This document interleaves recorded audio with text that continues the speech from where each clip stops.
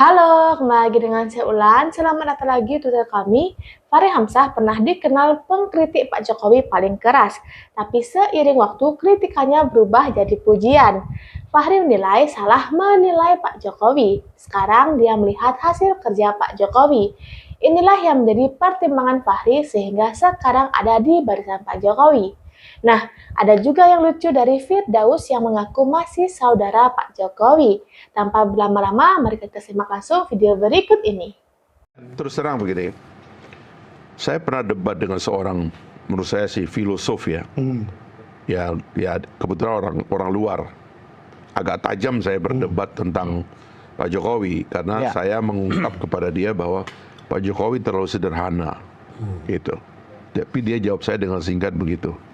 Kamu kira orang bisa mengalahkan orang di kota 2 kali, dia bilang, di provinsi dan di negaranya 2 kali. Kamu anggap orang sederhana, dia bilang. Come on, dia bilang, coba kamu berpikir agak dalam. Dia bilang begitu sama saya. Saya sebagai orang politik agak tertampar dengan kalimat itu dan saya cari tahu. Salah satu temuan saya adalah ada banyak khazanah politik yang kita nggak tahu dari Pak Jokowi itu, karena di antara yang paling kuat, terutama dalam kultur orang Jawa, itu adalah kemampuannya mengolah jiwa untuk mengatur situasi di sekitarnya, itu hebat sekali gitu. Dan kita kadang-kadang orang luar Jawa terutama itu nggak sabaran untuk melihat itu. Dan itu di antara yang dimiliki oleh Pak Jokowi. Makanya saya dulu nggak bisa membaca. Saya pengkritik Pak Jokowi, tapi tahu nggak, kalau ada rapat konsultasi, dia nggak mau kalau Pak Fahri nggak hadir. Itu pesan dia kepada Setia Novanto. Walaupun waktu itu tetap jadi pengkritik. Saya pengkritik. Setia Novanto, Bambang Susetio, ya kan, Ade Komarudin, ketua DPR 3 kali karena pada waktu itu ada gonjang-ganjing. Setiap rapat konsultasi dia nggak mau kalau Pak Fahri nggak ada. Apa sebabnya? Nah, itu satu, Bang, ya. Yang kedua, waktu kita perpisahan, Bang, itu dia kumpulkan ketua komisi dan ketua fraksi semua. Dia bilang yang membela saya di DPR itu hanya Pak Fahri. Wow. Yang lain nggak bela saya. Bela apa ini? Nggak tahu. Waktu itu memang kita lagi terakhir kan ada perubahan undang-undang KPK kan. Jadi dia lihat saya. Tapi menurut saya ini orang aneh juga ya. Kaget dong ya. Terbalik gitu loh berpikirnya itu. Lalu kalau kita ngomong berdua gitu, ada hal-hal yang dalam yang dia katakan gitu, yang mungkin kita nggak bisa ungkapkan tempat orang, tapi dia agak dalam memantau, dia detail. Pak Prabowo ketemu saya gini, dia bilang, Fahri, kamu tahu nggak kalahnya kita dengan Jokowi apa? Micromanagement. Itu Prabowo, saya ngalah. Soal micromanagement, kita kalah sama Jokowi. Dia bilang, itu detail sekali, dia bilang.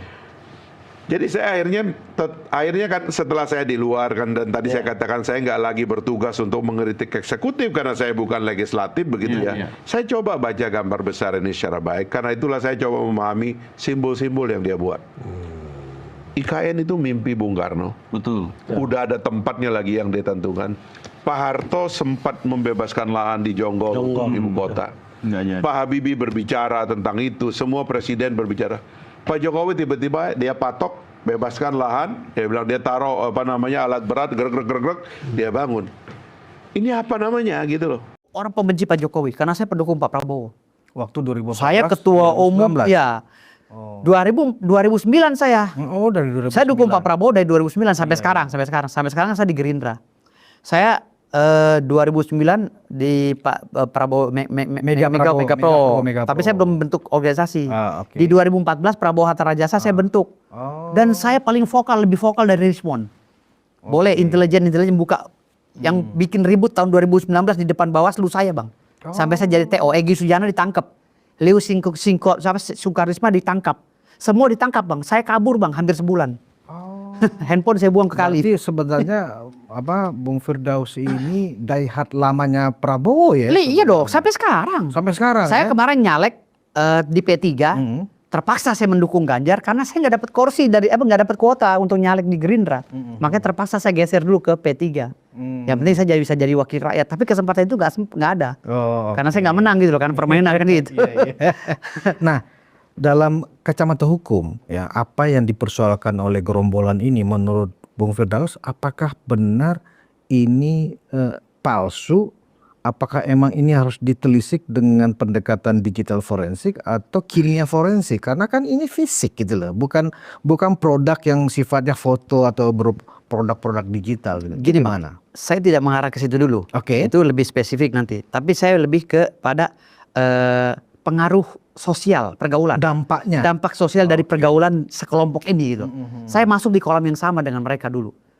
Itu Berarti temannya Egy Sujana. iya, CS saya, profesor tuh CS saya, teman Jangan-jangan perjuangan. kenal juga dengan Rismon.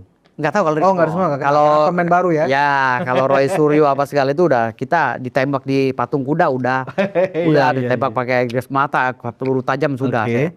Jadi itu perjuangan saya dengan Bang Egy Sujana gitu loh. Jadi artinya saya merasa bingung ya, kenapa kalau saya masuk kelompok itu kok saya kayak jadi kesetanan gitu loh. Semuanya saya anggap udah lo kafir. Lu nggak benar pokoknya.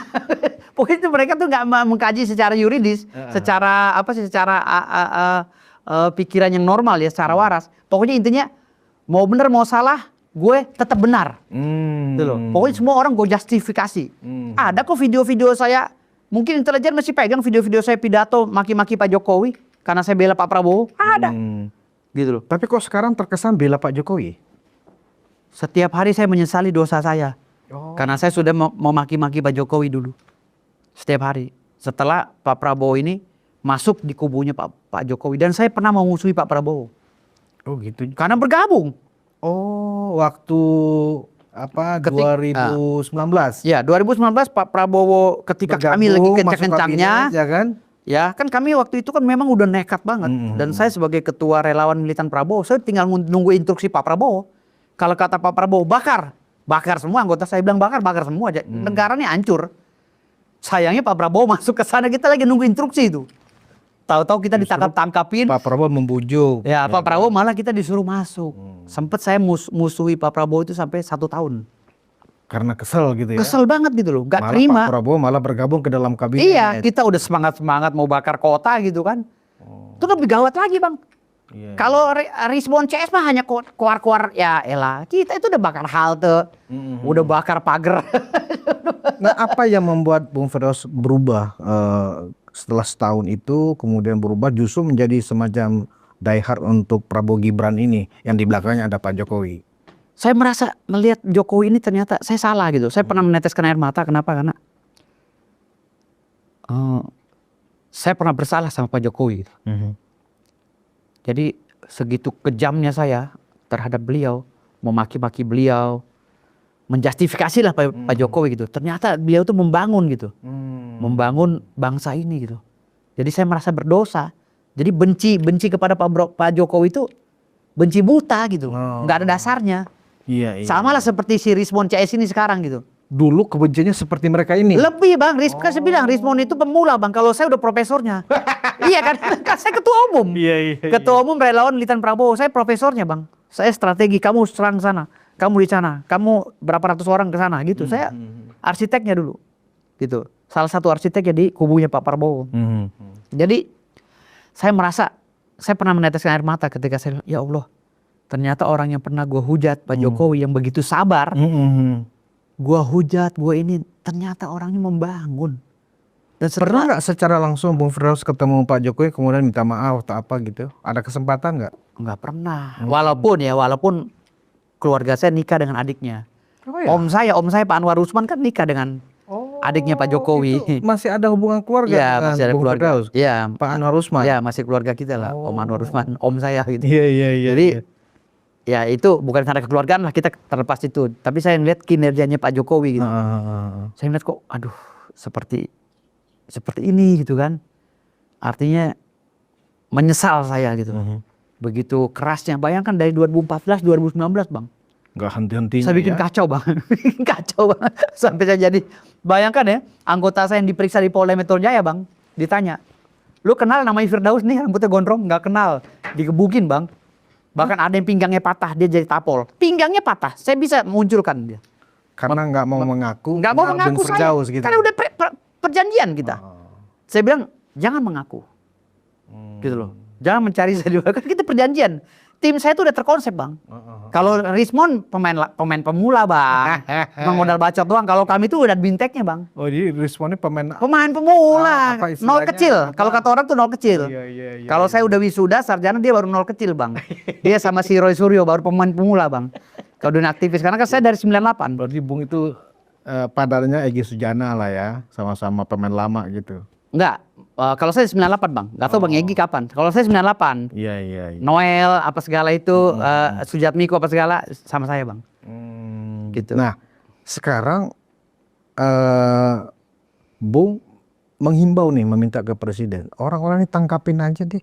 Di mata Bung Firdaus, mereka ini kan oleh sebagian orang kan dianggap itu bagian dari kritik sosial, itu bagian dari kebebasan bicara. Iya. Menurut Bung itu tepat nggak sih? Atau mereka hanya mencari-cari seolah-olah ini adalah bagian dari demokrasi? Masa memfitnah orang punya ijazah palsu itu bagian dari kritik sosial? Jadi di dalam hukum tata negara bang, kan ada namanya kerangka hukum. Undang-undang dasar turunannya adalah undang-undang. Undang-undang turunnya adalah peraturan yang dibilang regulasi tadi. Artinya ketika undang-undang dasar mengatakan bahwa kalian bebas berpendapat di dalam pasal 28F, ya kan undang-undang dasar 45, kalian boleh berpendapat di hadapan umum untuk mengejawantakan aspirasi kalian, tetapi ada batasan, ya karena udah ada turunan daripada undang-undang dasar itu undang-undang. Di dalam undang-undang itu juga ada kecabangan-kecabangan daripada undang-undang yaitu aturan. Aturan ini, peraturan itu, peraturan. Nah, itu harus dihargai dah. Aturan ini adalah cucu daripada Undang-Undang Dasar 45 yang harus diterapkan dan dihargai dan dihormati oleh kita semua. Nggak bisa meloncat langsung kami bebas berbicara karena menurut Undang-Undang Dasar 45. Oh, itu pemahaman kalian yang salah. Karena Undang-Undang Dasar 45, apalagi yang sudah diamandemen tahun 2001, nggak bisa dipakai lagi kalau sudah ada undang-undangnya, Bang. Yang dipakai kita sekarang ini undang-undang, Bang, bukan Undang-Undang Dasar 45.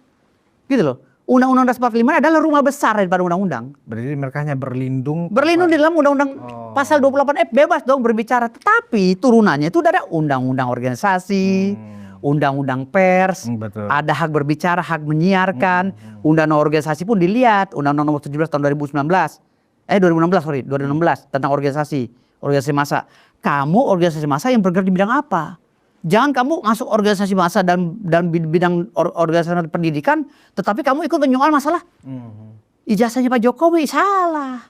Kamu urus aja pendidikan. Kamu disuruh jual tahu, bina UMKM, urus aja UMKM, jangan ikut-ikutan bicara masalah anggaran negara. Nah ini yang kebablasan, karena banyak organisasi yang dibentuk sekarang ini hampir berapa puluh ribu, kewenangannya tumpang tindih, Bang. Padahal di dalam Undang-Undang 17 tahun 2016 tentang organisasi, itu ada pasal 80, pasal berapa itu yang menyatakan bahwa organisasi tidak boleh kembar. Kewenangannya, namanya, nomenklaturnya, apa segala, tidak boleh kembar. Tidak boleh kembar. Nah, sekarang hari ini, organisasi advokat aja kewenangannya ada yang kembar, Bang. Banyak yang kembar. Baiklah teman-teman, sudah kita simak tadi videonya. Bagaimana pendapat kalian? Tulis di kolom komentar ya. Demikian dapat saya sampaikan. Semoga bisa bermanfaat untuk kita semua. Buat teman-teman yang suka dengan channel ini, tolong bantu subscribe, like, komen, dan share ke teman-teman lainnya ya. Terima kasih, sampai jumpa lagi.